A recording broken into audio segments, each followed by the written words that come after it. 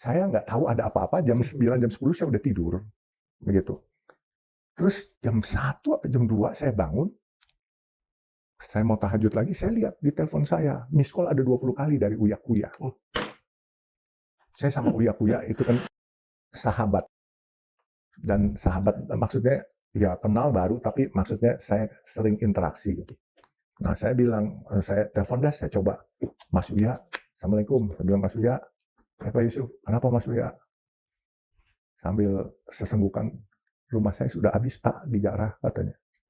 Saya bilang, innalillahi wa inna ilaihi. Saya bilang, Mas Uya sekarang di mana? Saya di apartemen Pak. Terus kenapa? Di bawah ada ratusan massa Pak, teriak-teriak, bakar, bakar, bakar. Terus kami khawatir Pak, lift udah dimatiin. Terus Mas Uya kenapa nggak minta kepolisian atau TNI untuk bantu? Dia jawab apa? Bu Sri Mulyani pakai TNI Pak, tetap jebol. Eko pakai polisi Pak, tetap jebol Pak. Terus dia kayak bingung. Saya terus begitu itu saya coba. Saya bilang, aduh kesian ya, mudah-mudahan saya bisa nolong dia. Saya tanya, Mas Uya percaya nggak kalau saya jemput? Itu jam 3:30 lah Pak pagi. Tanggal 31. Terus dia malah nanya saya, emang Pak Yusuf berani dan mau jemput saya? Mas, jangan nanya berani nggak berani. Kalau buat saya, kalau untuk kebaikan saya nggak ada rasa takut sedikit pun. Insya Allah saya berani. Bentar Pak Yusuf, dia tanya nyonyanya Astrid, Trit, ini bagaimana kalau dijemput Pak Yusuf? Astrid nyambut. Iya dah, katanya mending Pak Yusuf aja yang jemput. Nah, saya begitu orang percaya sama saya langsung bangkit. Saya punya sifat heroik Pak. Yeah. Orang percaya sama saya dan orang lagi butuh saya harus jaga. Saya bangunin nyonya saya Pak. Mah, dia bangun. Kenapa? Itu Mas Uya apartemennya mau dibakar. Saya ke sana. Nyonya saya marah. Mau keluar nggak ada supir juga katanya. Orang-orang pada ketakutan ngumpet di rumah. Lu mau ngapain lu? Cari mati katanya. Saya bilang, Mah, jangan gitu. Dulu teman-teman Tionghoa waktu 98 banyak dibantu sama teman-teman yang muslim, teman-teman pribumi. Sekarang teman pribumi ada kesulitan, ini tanggung jawab saya. Ya Maya, saya bilang gitu. Saya kan harus minta izin. Nyonya saya tahu karakter saya kan, nggak bisa di stop gitu. Cuma bilang, ya udah dah, terserah lu. Yang penting gue doain lu, pokoknya selamat. Dah, lu jalan bye-bye lah katanya. Udah, saya pakai celana pendek, saya pakai sendal, saya pakai kaos. Saya nyupir sendiri, nggak ada supir. Supirnya kan lagi pulang Pak, weekend gitu. Masuk ke dekat Casablanca situ. Di situ saya lihat masa mungkin nggak sampai 100 ya, 60-70 orang. Saya buka kaca mobil saya.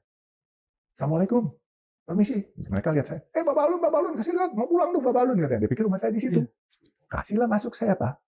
Saya kan nggak mau nanya urusan apa, saya tahu mereka gitu. Saya masuk ke basement. Saya bilang, Mas Uya, gue udah sampai nih. Tunggu Pak Yusuf katanya. Saya nunggu 1 jam Pak, sampai kebelet mau kencing ini Pak. Rupanya kagak ada lift. Dia naik tangga Pak, bawa koper 2. Koper pakaiannya semua kayak orang mengungsi Pak. Laki bini dibawa. Sampai di mobil saya, Pak Yusuf aman nih. Bismillah, Mas Uya pakai pakai kudi itu kan. Terus pakai kacamata, pakai masker. Dan Mas Uya duduk depan, ibu duduk belakang. Bu Astrid saya bilang. Ibu tidur, melonjor. Kan kita bertiga doang. Mas Uya depan. Bismillah ya, Mas Uya. Jangan salahin saya kalau ada apa-apa, tapi saya usaha semaksimal doa sama Allah. Bukan saya yang bisa, cuma Allah yang bisa lindungin. Dan insya Allah, masa tidak akan melihat Allah, melihat Mas Uya karena Allah balikan matanya. Ini masa semua. Ya, baca dulu kita dan baca doa. Bismillah kita jalan keluar. Begitu keluar, masa kurang lebih dari 40-50 orang. Saya buka kaca lagi. Assalamualaikum, Bapak, salam. Ya, saya mau buru-buru, saya bilang. Udah, saya tinggal jalan. Dibukain jalan Pak. Sampai di rumah saya. Di rumah saya dia tinggal Pak. 11 hari. Dan di rumah saya waktu itu pas nyampe di rumah, nyonyanya langsung kena kasur putra saya langsung tidur. Karena kecapean. Kecapean. Mas Uya saya bilang, lu tidur, gue beliin lu bubur. Saya beliin bubur di Pecenongan. Saya beliin bubur, saya bawa masuk. Jam 11 siang tuh udah. Lu makan nih, karena lu sakit nih. Lagi makan, jendela kena angin. Mas Uya, siapa Pak Yusuf, siapa? Nah, trauma ya? Saya bilang, lu trauma kan? Bagaimana teman-teman gue Tionghoa 98? Diperkosa, dibakar, dijarah. Saya bilang, Mas Uya, lu kalau jadi anggota DPR nanti lagi, lu harus bela. Ini semua keberagaman harus lu tingkatkan persatuan dan kesatuan bangsa. Jangan sampai begini, ini bahaya. Saya bilang, ya Pak Yusuf. Saya ini 11 hari Pak, singkat cerita di tempat saya. Itu true story, dan saya happy. Karena apa? Teman-teman Tionghoa dulu dibantu sama teman-teman pribumi, sekarang teman-teman pribumi bisa kita bantu. Dan tidak ada toko Chinese satupun yang rusak hari itu Pak. Bapak lihat, tidak ada orang Chinese satupun. Itulah persatuan dan kesatuan sudah mulai kelihatan titik cerahnya. Itu.